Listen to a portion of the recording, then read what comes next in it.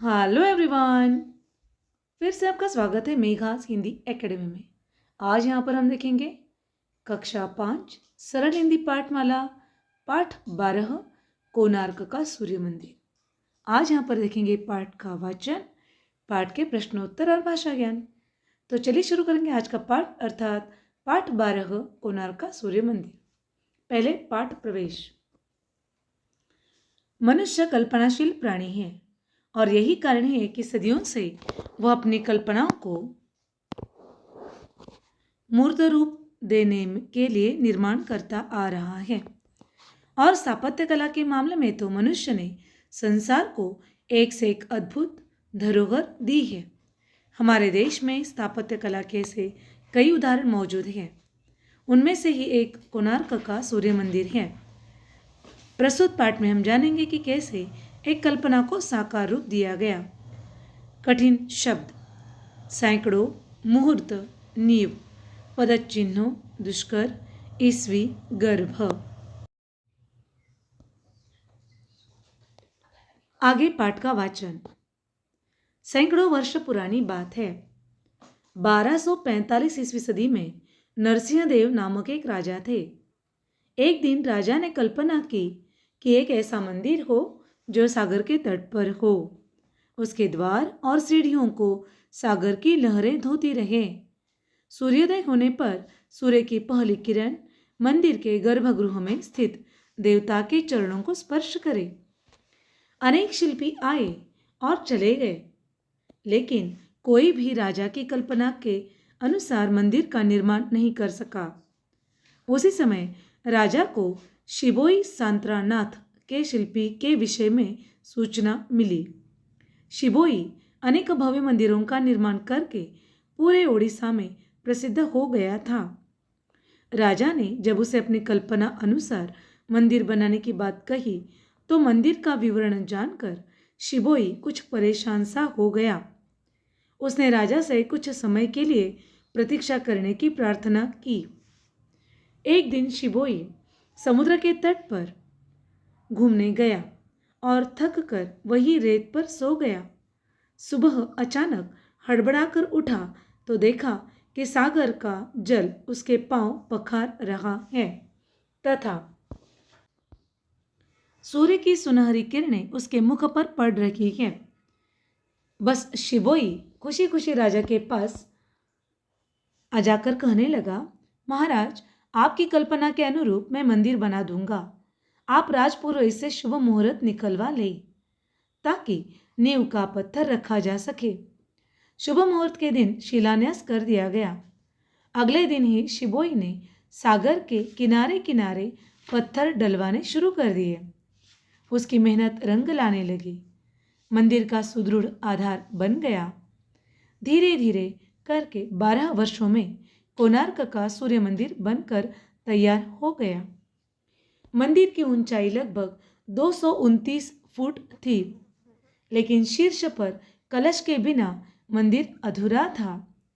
इतने ऊंचे मंदिर के शीर्ष पर कलश चढ़ाना एक दुष्कर कार्य था। शिबोई के साथियों में से कोई भी इस जोखिम भरे काम को करने के लिए तैयार नहीं हुआ। शिल्पी शिबोई एक बार फिर उलझन में फंस गया। उधर राजा की बेचैनी और क्रोध बढ़ता जा रहा था। उसने आदेश दिया, यदि मंदिर का कार्य शीघ्र पूरा नहीं किया गया तो शिबोई को मृत्युदंड दे दिया जाएगा। शिल्पी शिबोई का एक सहायक था विशु। विशु 12 वर्षों से लगातार शिबोई के साथ मंदिर निर्माण में लगा था। उसका एक पुत्र था धर्मपाद। समय के साथ साथ वह भी अपने पिता के पदचिन्हों पर चलने लगा था और 22 वर्ष की आयु में ही वह भी एक कुशल शिल्पी बन गया था। कोणार्क के सूर्य मंदिर की चर्चा दूर दूर तक फैल चुकी थी। इसलिए धर्मपाद भी इस मंदिर को देखने की लालसा लिए अपने गांव से कोणार्क आ गया। मंदिर को देखकर धर्मपाद बहुत प्रभावित हुआ, परंतु मंदिर परिसर में कार्यरत शिल्पियों में छाई उदासी को देखकर उसने अपने पिता से इसका कारण पूछा।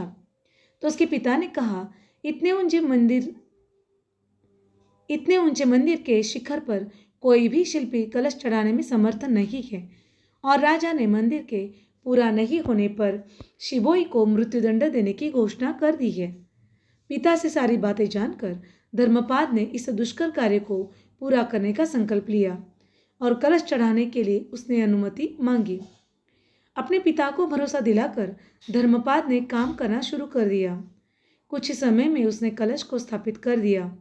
यह बात सही थी कि कलश की स्थापना धर्मपाद ने की थी, परंतु वह अपने पिता और शिबोई को अपमानित करके इसका श्रेय नहीं लेना चाहता था। इसलिए उसने मंदिर के शीर्ष से कूदकर आत्महत्या कर ली। कोणार्क के सूर्य मंदिर के साथ धर्मपाद का नाम भी अमर हो गया। 1256 ईस्वी सदी में मंदिर का कार्य संपन्न हो जाने पर राजा अति प्रसन्न हुआ। अपनी कल्पना को साकार रूप में देखकर उसने सभी शिल्पियों को बहुत सा धन और सम्मान दिया। शब्दार्थ: गर्भगृह अर्थात मंदिर का वह भाग जिसमें मूर्ति रखी जाती है। शिल्पी अर्थात राजमिस्त्री। परिसर अर्थात किसी स्थान के आसपास की जमीन। श्रेय अर्थात यश, कार्य पूरा करने पर मिलने वाला सम्मान। पर्यायवाची शब्द: कल्पना, मनोरचना। भव्य, शानदार, प्रसिद्ध, ख्यात। विलोम शब्द: दुष्कर, आसान, संपन्न, आरंभ, साकार, निराकार। अभ्यास। पहला प्रश्न, पाठ से राजा की क्या कल्पना थी? उत्तर: एक ऐसा मंदिर हो जो सागर के तट पर हो। दूसरा, सूर्य मंदिर का निर्माण करने वाला मुख्य शिल्पी कौन था? उत्तर: शिबोई। तीसरा प्रश्न, सूर्य मंदिर बनाने में कितना समय लगा? उत्तर: 12 वर्ष। चौथा, मंदिर के शिखर पर कलश किसने स्थापित किया? उत्तर है धर्मपाद। प्रश्न 2, दिए गए प्रश्नों के उत्तर लिखिए। राजा नरसिंह देव ने किस प्रकार के मंदिर की कल्पना की थी? राजा नरसिंह देव ने एक ऐसे मंदिर की कल्पना की थी जो एक ऐसा मंदिर हो जो सागर के तट पर हो। उसके द्वार और सीढ़ियों को सागर की लहरें धोती रहे। प्रश्न 2, मंदिर के निर्माण में विलंब क्यों हो रहा था? मंदिर के निर्माण में विलंब हो रहा था क्योंकि राजा की कल्पनानुसार मंदिर का निर्माण करना शिल्पी शिबोई को असमंजस में डाल रहा था। प्रश्न 3, शिबोई को मंदिर बनाने की सही जगह का ज्ञान कैसे हुआ? सागर किनारे सो जाने पर सुबह सागर का जल उसके पांव पखार रहा था। सूर्य की सुनहरी किरणें उसके मुख पर पड़ रही थी। इसी घटना से मंदिर बनाने की सही जगह का ज्ञान शिबोई को हो गया।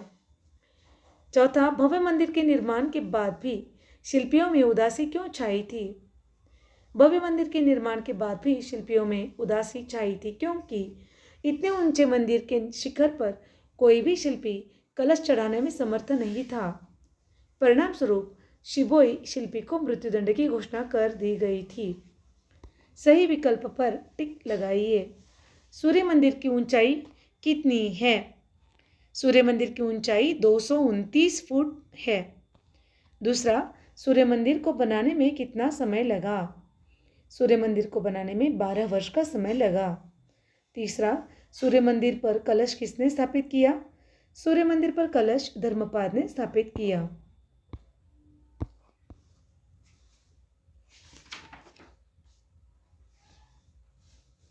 जीवन मूल्य। यदि मंदिर के शीर्ष पर कलश स्थापित नहीं होता तो क्या होता? चर्चा कीजिए। क्या राजा का शिल्पियों की ओर इतना कठोर व्यवहार उचित था? आपस में चर्चा कीजिए। दोनों प्रश्नों के उत्तर आप अपने मित्रों के साथ या फिर अध्यापकों के साथ चर्चा करेंगे। भाषा ज्ञान। दिए गए वाक्यों में से वाक्यों को उचित विराम चिन्ह लगाइए। जैसे पहला है, अनेक शिल्पी आए और चले गए। यहाँ पर आएगा पूर्ण विराम। कलश की स्थापना धर्मपाद ने की थी, कॉमा, राजा ने क्या घोषणा की थी? क्वेश्चन मार्क, प्रश्नवाचक चिन्ह। इतना भव्य मंदिर बन गया, पूर्ण विराम। अगला, दिए गए मुहावरों का वाक्य में प्रयोग कीजिए। हाथ बटाना अर्थात मदद करना। घर के छोटे छोटे कामों में बच्चे हाथ बटाते हैं। अगला, लाल पीला होना अर्थात गुस्सा होना। अध्यापक छात्रों का शोर सुनकर गुस्से से लाल पीले हो गए। अत्यधिक गुस्से में आ जाना। अगला तीसरा, दांतों तले उंगली दबाना। छोटे बच्चों का नृत्य देखकर सभी ने दांतों तले उंगली दबाई। हैरान हो जाना। दांतों तले उंगली दबाना, हैरान हो जाना। घ है दिन रात एक करना, अर्थात है खूब मेहनत करना। 10वीं कक्षा में अच्छे अंक लाने के लिए गीता ने दिन रात एक किए।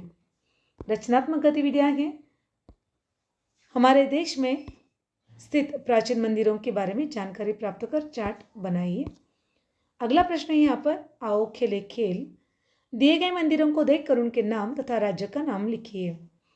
अब देखिए, पहला मंदिर है यहाँ पर जगन्नाथ मंदिर उड़ीसा का है। दूसरा है लिंगराज मंदिर भुवनेश्वर उड़ीसा का है। तीसरा है नागेश्वर ज्योतिर्लिंग मंदिर महाराष्ट्र औंधा महाराष्ट्र। चौथा है अरुलमिगु अबाथ सागाएश्वर मंदिर तमिलनाडु।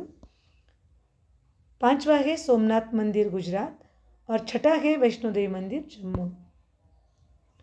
तो यहाँ पर हमने एक सुंदर से भारत की धरोहर कोणार्क का सूर्य मंदिर, उसकी जानकारी ली, उसका निर्माण कैसे बना उसकी भी जानकारी ली, साथ ही साथ कलश कैसे रखा गया, इसके निर्माण में किस किसने मदद की, मुख्य भाग किसने उठाया, मुख्य निर्माण किसने कराया, ये सब जानकारी हमने ली। आशा करती हूँ ये वीडियो आपको बहुत ही अच्छा लगा होगा। तो ऐसे नई नई वीडियोस को जानने के लिए, पाने के लिए इस वीडियो को लाइक कीजिए, चैनल को सब्सक्राइब कीजिए, कमेंट बॉक्स में अपने कमेंट लिखना ना भूलें और बेल आइकन का बटन दबाना ना भूलें, ताकि कोई भी नया वीडियो सबसे पहले आपको मिले। और अपने दोस्तों के साथ इस वीडियो को ज़्यादा से ज़्यादा शेयर कीजिए ताकि वो भी इसका फ़ायदा ले सके। तो नई नई वीडियो के साथ आपसे बार बार मिलते रहेंगे। तब तक पढ़ते रहिए, खुश रहिए, स्वस्थ रहिए। धन्यवाद।